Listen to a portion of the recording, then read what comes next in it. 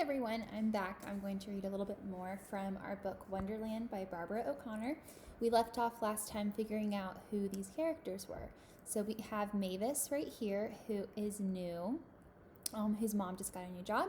And we have Rose right here, who sounds like she lives with a pretty intense mom in a very different lifestyle than Mavis has grown up in.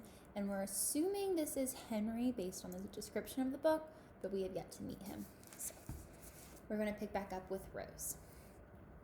Page 13. Rose climbed into the front seat of the Tully's shiny black car and listened to her mother complain about the heat and about the bad haircut that Darlene Tillman had given her and about how Mr. Tully, who had never put gas in her car. As they made their way through Magnolia Estates, worry hung over Rose like a thundercloud. First, there was the worry about the vacant lot across the street. In the middle of the lot was a small gold sign with magnolia blossoms around the edges and fancy black lettering that read, "Build your dream home here." Rose wished that people would stop building their dream homes in Magnolia Estates. Before long, there'd be no more blackberries to eat or wildflowers to pick or trees to climb. In their place would be big brick houses with tidy lawns kept green all summer by invisible sprinklers that came on in the wee hours of the morning. When they drove past Amanda Sims' house, Rose's cloud of worry began to grow bigger and darker. Her mother and Mrs. Sims were forever trying to get Rose and Amanda to play together again. But Rose and Amanda weren't very fond of each other anymore. They used to play together when they were in 3rd grade, but now that they were going into 5th grade, it seemed as if they had nothing in common.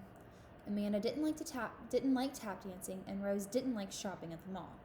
Amanda didn't like playing circus with Pete and Larry, the concrete lions, and Rose didn't like sleepovers.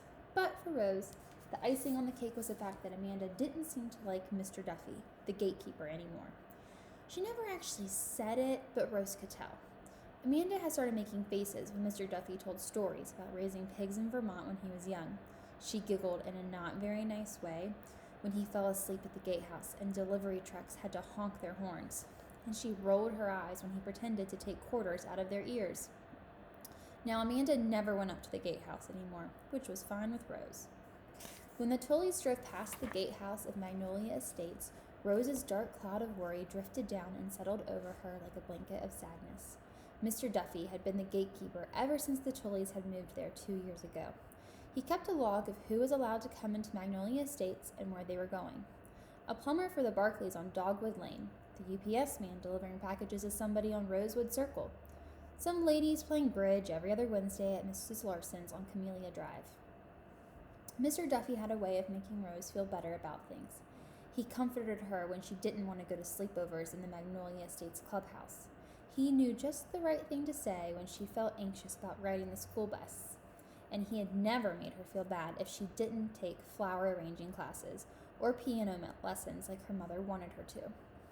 Rose visited him nearly every day. She would tell him about school, and he would tell her about the giant catfish that had jumped clean out of his boat and back into the lake. She would show him the tap steps she had learned in dancing school, and he would teach her a magic trick involving paper cups and buttons. And nearly every day, Mr. Duffy's little dog Queenie had waited patiently for Rose to drop graham cracker crumbs or popcorn, or maybe even to toss her a piece of cheese. She would bark at the Glover's cat and take treats from the telephone repairman and waddle to the edge of the road to watch the trucks bringing bricks from somebody's dream home. But now Queenie was gone, and Mr. Duffy didn't do magic tricks or play checkers anymore. He didn't play the kazoo while Rose sang, "Oh, my darling Clementine," and he didn't say, "Look out for catfish, here I come," when it was time to go home to his tiny trailer out by the lake. So, as the Tullys' shiny black car made its way up to the interstate toward the bus station, Rose thought and thought and thought about how she could cheer Mr. Duffy up. Mavis hopped on one foot around the bus station, careful to only land on the black squares of the linoleum floor. If she touched a white square, something bad would happen, like she would lose that heart-shaped good luck rock she had found in their yard in Georgia, or her dad would change his mind about letting her spend Christmas with him in Tennessee. "You're giving me a headache," her mother said, closing her eyes and massaging her temples. "When are they getting here?" Mavis asked. hopping over to the window and peering into the empty parking lot. Her mother rummaged through her purse and pulled out another pack of gum. She had been chewing gum constantly for the last 3 days. Mavis knew that was what she really wanted, was a cigarette, but Mrs. Tooley had been very clear about the no smoking rule. Highfalutin people don't care if they're late, her mother said. How do you know they're highfalutin? Mavis asked. Her mother popped a piece of gum into her mouth and said, Believe me, I know.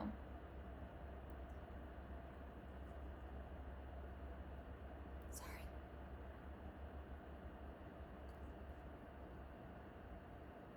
Her mother popped a piece of gum into her mouth and said, Believe me, I know. So why do you want to work for highfalutin people? Mavis said. In case you haven't noticed, Miss May, her mother said, it takes money to get anywhere in this world.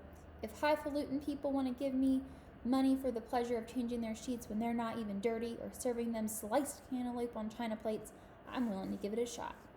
Uh-oh, give it a shot? That had a temporary ring to it. Mavis had hoped that maybe this move to Alabama would be permanent, or at least till she finished 5th grade. So Mavis decided that she would have to make Rose her best friend right away. Just then, the shiny black car turned into the parking lot. A lady and a girl got out and walked toward the station. The lady wore a flowered skirt and a ruffly white blouse. Tucked into her arm was a tiny purse, the same color as her shoes. Mavis was surprised to see that the girl wore a skirt too. Why would a kid wear a skirt in summertime? The girl's mousy brown hair was pulled neatly into a ponytail tied with a purple ribbon. Mavis's mother had said that the girl was about the same age as she was, but this girl looked younger, short, and skinny, and practically running to keep up with her mother, who marched across the parking lot toward the door of the bus station. Mavis's mother quickly took the gum out of her mouth and stuck it under one of the plastic seats in the station. She smoothed her hair and brushed donut crumbs off her shorts and reminded Mavis for the millionth time to say yes ma'am and no ma'am. Then she set a smile on her face and called out, Mrs. Tooley, over here.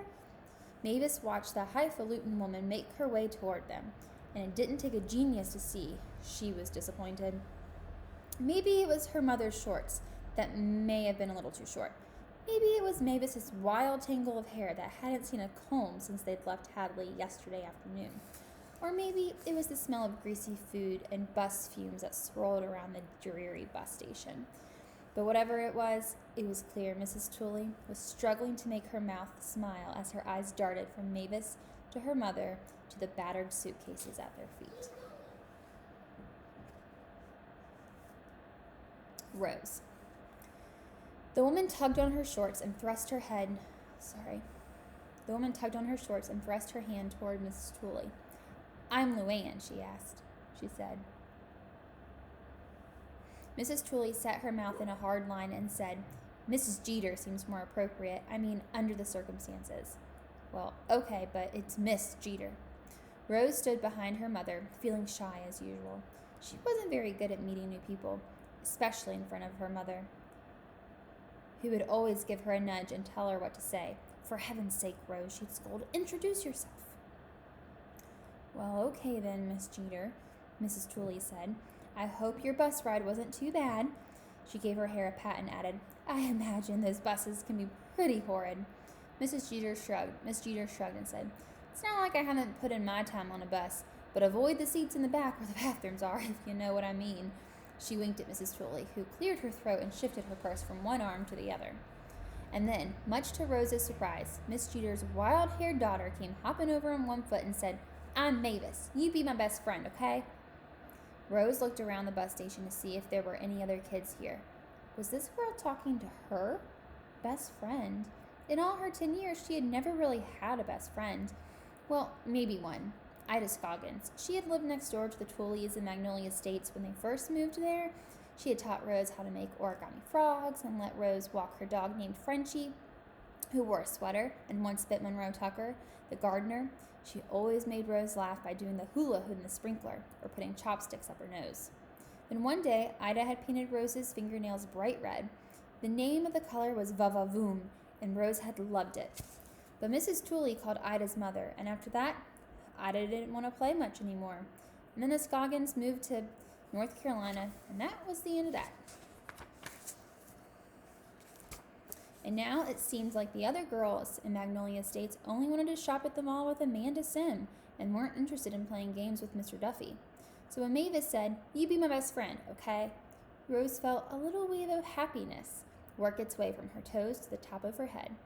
"Okay," she said, feeling her cheeks burn. "Shall we go?" Mrs. Twilly motioned toward the Jeters' beat-up bags before heading out for the door to the parking lot.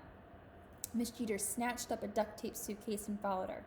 "Help me carry this," Mavis said to Rose, picking up one end of an overstuffed duffel bag. Rose took the other end, and the girls hurried to the parking lot. Rose could hardly believe how good this day had turned out. Just yesterday, she had spent the afternoon sitting alone on the porch between Pete and Larry, and now here she was, carrying a duffel bag with her new best friend.